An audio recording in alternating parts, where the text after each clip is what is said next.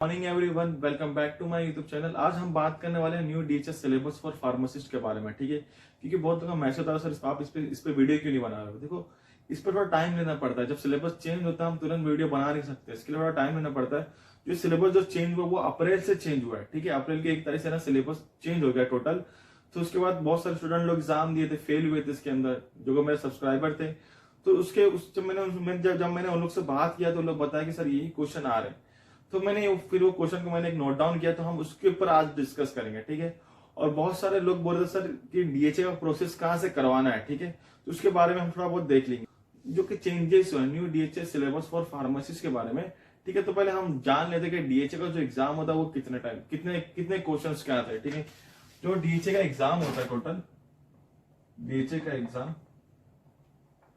देखो थोड़े बहुत क्वेश्चन चेंज हुए हैं। ठीक है, पैटर्न वही है। हमको टोटल उसके अंदर जो क्वेश्चन पूछने वाले हैं वो 150 क्वेश्चन पूछने वाले। ठीक है, जिसके अंदर से हमको ना 60% राइट करना है, मतलब हमारा 90 क्वेश्चन राइट होना चाहिए। ठीक है, तो पेपर पैटर्न वही है, पासिंग वही है, कोई नेगेटिव सिस्टम नहीं है। वही हमको 3 घंटा मिलता है, ऑनलाइन एग्जाम होता है। ठीक है, हमको तीन घंटा मिलेगा और ऑनलाइन एग्जाम रहता है। हमको उस एग्जाम के अंदर हमको पेन पेंसिल हमको कुछ भी नहीं मिलेगा, ना हमको कैलकुलेटर लेके हम जा सकते हैं एग्जाम हॉल के अंदर।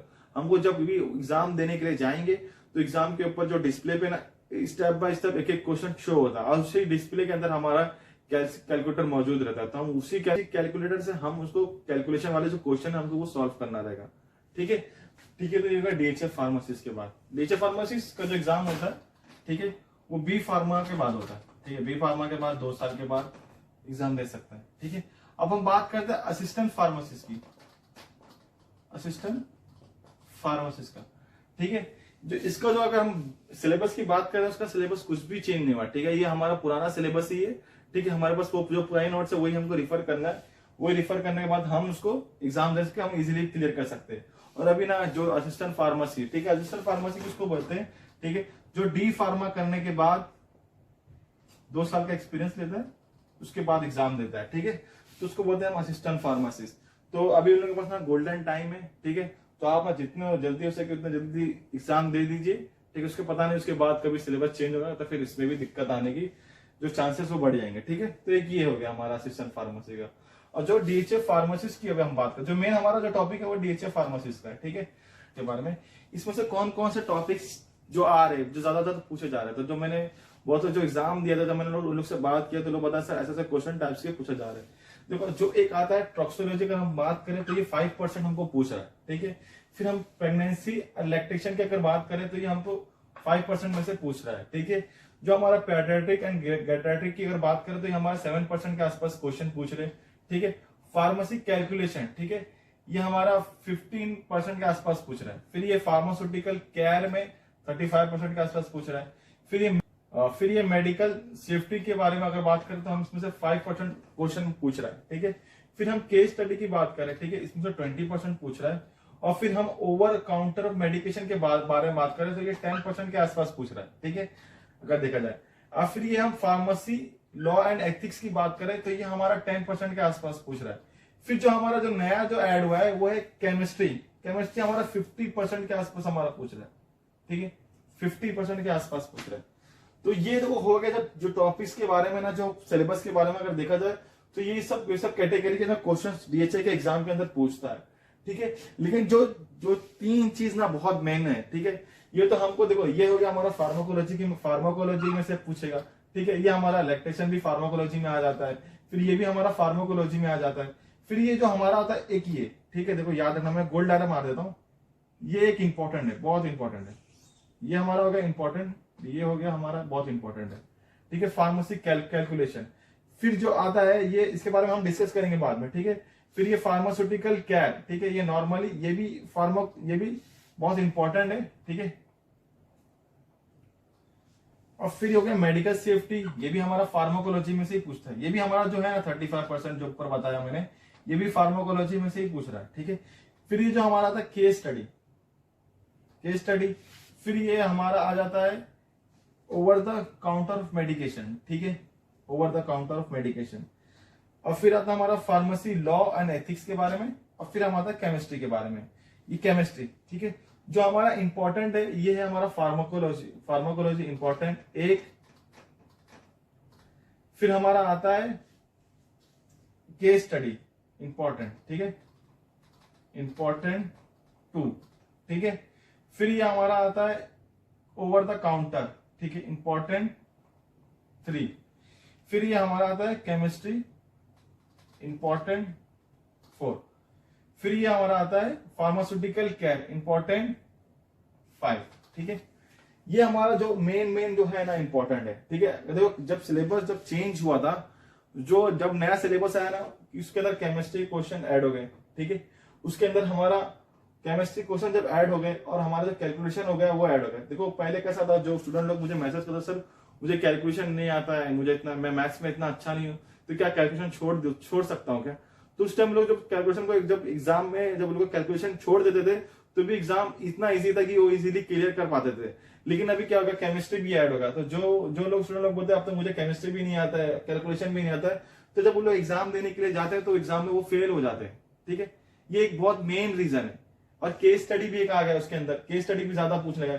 कम से कम जो केस स्टडी क्वेश्चन पूछने लगा वो कम से कम आपको देखा जाएगा तो ये 30 to 40 क्वेश्चंस के आसपास पूछ रहा है। क्यों केस स्टडी पूछ रहा है इतना ज्यादा? देखो अगर हम दुबई के अंदर ऐसा फार्मेसिस्ट और मेडिकल के अंदर प्रैक्टिस करते हैं तो यहाँ देखो केस स्टडी क्या होता है, पहले हम ये जान लेते हैं। हम स्टेप बाय स्टेप डिस्कस करेंगे एक एक करके। तो पहले हम जानते हैं केस स्टडी होता क्या है। देखो केस स्टडी ये होता है कि जैसे हम अगर दुबई के अंदर काम करें तो पेशेंट हमारे पास काउंटर में आते हैं डायरेक्ट, वो केस पेशेंट होता है, ठीक है। वो आके हमें बताते हैं कि मुझे ये प्रॉब्लम है, तो हमको उस हिसाब से दवाई देना पड़ता है। तो ये हो गया हमारे लिए एक केस पेशेंट, उसी को हम क्या कहते हैं, केस स्टडी कहते हैं। लेकिन केस स्टडी इसकी ज्यादा इंपॉर्टेंट करता है दुबई के अंदर, क्योंकि देखो इसके अंदर हमको ना एकदम केयरफुली हमको मेडिसिन उसको डिस्पेंस करना है। अगर हम उसको ओवर द काउंटर मेडिकेशन दे रहे हैं, कुछ ऐसी मेडिसिन नहीं देना है कि उसको तकलीफ हो जाए। देखो एक दुबई के अंदर काम करना और एक इंडिया में काम करना, जहां मैं काम करता था, उसमें मैंने थोड़ा सा यह अंतर देखा केस पेशेंट में कि फॉर एग्जाम्पल कोई भी पेशेंट है, उसका नाक अगर बह रहा है, रनिंग नोज हो रही है उसको, तो उसने बोला कि मुझे मेडिकल पे अरे मुझे नाक बह रहा है, मेरे को रनिंग नोज हो रही है, तो हम लोग क्या करते, तुरंत हमने डायरेक्ट सिट्राजिन काटे हमने उसको दे दिया पेशेंट को। तो ये यहाँ पे ऐसा नहीं होता है। यहाँ पे अगर देखा मैंने कि यहाँ पे जब कस्टमर आता है तो हमको पूरा पूछना पड़ता है उससे, ठीक है, जो कि हम इंडिया में नहीं पूछते थे। तुरंत हमने काटा, हमने दे दिए, पता नहीं वो गाड़ी चला रहा है या मशीन पे काम करने जा रहा है या कुछ काम करने जा रहा है, क्योंकि मुझे मालूम है भाई सिट्राजिन खाने से उसको नींद आ सकती है, ठीक है। और यहाँ पे हमको पूरा बात करना रहता है कि पेशेंट को अगर सर्दी हुई तो कब से हुई, क्या वो गाड़ी चलाने जा रहा है या कुछ काम करने जाएगा, तो उस हिसाब से अगर हम सिट्राजिन के बदले हमको यहाँ पे लोराटिडीन देना पड़ा, जिससे नॉन सेडेटिव मेडिकेशन देना पड़ेगा। ये एक एग्जांपल बताया हूँ, ऐसी बहुत सारे एग्जांपल है, ठीक है। तो कौन सी, जैसे हमने ये हो गया केस स्टडी, ठीक है, इसमें हमको बहुत सारे एग्जांपल है, हमको एकदम बी केयरफुली हमको मेडिसिन डिस्पेंस करना रहता है। इसके लिए दुबई ने डीएचए ने ना इसका ना जो क्वेश्चन इसका ना बढ़ा दिया है, एक ये एक मेन रीजन हो सकता है, ठीक है। फिर हम बात करते हैं देखो कैलकुलेशन के बारे में, ठीक है। तो फिर हम बात करते हैं देखो कैलकुलेशन के बारे में, फार्मेसी कैलकुलेशन, ये भी एक बहुत इंपॉर्टेंट। अब हम उसको स्किप नहीं कर सकते, अगर हम उसको स्किप करेंगे तो हमारे फेल होने के चांसेस बढ़ जाते हैं, याद रखना, ठीक है। तो जब भी हम कैलकुलेशन करें, कैलकुलेशन बहुत इजी है, इतना टफ नहीं है, ठीक है।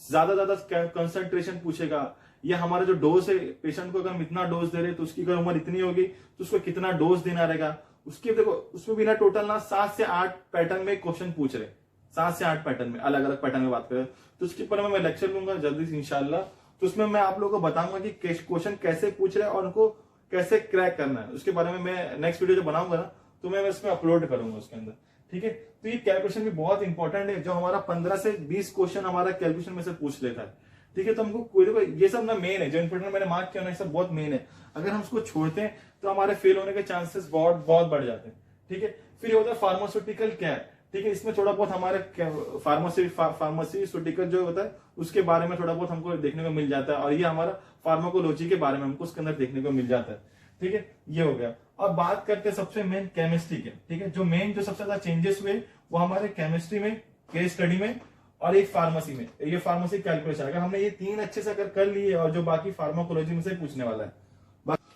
तो जो सबसे ज्यादा चेंजेस हमको देखने को मिले वो हमको केमिस्ट्री में एक ये नया ऐड हुआ। पहले ये हमारा जो था उसके अंदर प्रीवियस सिलेबस में डीएचए में उसमें केमिस्ट्री नहीं था, मगर हम ये हाथ की एग्जाम की बात करें या डीओएच की एग्जाम की बात करें तो उसके अंदर पहले से केमिस्ट्री के क्वेश्चन थे और डीएचए के इसके अंदर क्वेश्चन नहीं थे। इसके लिए क्या होता था, स्टूडेंट उसको इजीली जो नोट्स थी डीएचए की उसको पढ़ के इजीली वो क्रैक कर पाता था। लेकिन अभी जब उसके अंदर जो चेंजेस आए, वो केमिस्ट्री क्वेश्चन जब डाल दिए, तो जो स्टूडेंट लोग ना जो पढ़ाई करके छोड़ दिए थे, ठीक है, 3-4 साल हो गया था उनको, फिर लोग सोच रहे कि डीएचए के एग्जाम दे, फिर वो केमिस्ट्री क्वेश्चन देखते थे, बोलते बहुत हमने बहुत पहले पढ़े थे, अब उसको हमको याद कैसे करें। तो ये हमारा एक मेन सिलेबस का एक जो मेन पहलू है वो हमारा केमिस्ट्री है। हमको केमिस्ट्री के क्वेश्चन को स्किप करना भी नहीं है, ठीक है, एक ये स्किप नहीं करना हमको, एक केस स्टडी स्किप नहीं करना है, और एक फार्मेसी कैलकुलेशन स्किप नहीं करना है। ये 3 को हमको एकदम मजबूती से करना है, हमको ये 3 चीजों को एकदम अच्छे से पढ़ना है, और फिर हमको उसके बाद हमको डीएचए का एग्जाम देना है। देखो डीएचए का जो एग्जाम होता है वो कोई भी टाइम पे नहीं होता, मतलब कोई भी मंथ या स्पेसिफिक मंथ पे नहीं होता कि आपको भाई जुलाई में या मई में या अक्टूबर में आपको एग्जाम सिर्फ देना है, इसका साल में 2 बार होता है, ऐसा कुछ नहीं है। हम जब भी तैयारी कर ले उसके बाद हम डीएचए का एग्जाम तुरंत दे सकते हैं 1 हफ्ते के अंदर। तो मेन जो होता है डीएचए के अंदर एक हमारे लिए एक बहुत एडवांटेज है, तो हम एकदम बी केयरफुली एकदम अच्छे से पढ़े, ठीक है। फिर अगर हम बात करते हैं, हाँ ठीक है, और मुझसे फिर दूसरा क्वेश्चन था कि बहुत लोग पूछ रहे थे कि सर कि हम डीएचए का प्रोसेस कहां से करवाएं, ठीक है। तो मैं आपको जो नंबर शो कर रहा है, ठीक है, दुबई का नंबर है, इसकी एक ऑफिस दुबई के अंदर है और दूसरी ऑफिस मुंबई के अंदर है, थाने के अंदर और कुर्ला के अंदर, 3 इनकी ऑफिस है। ये डीएचए का प्रोसेस पूरा कर रहे हैं, ठीक है।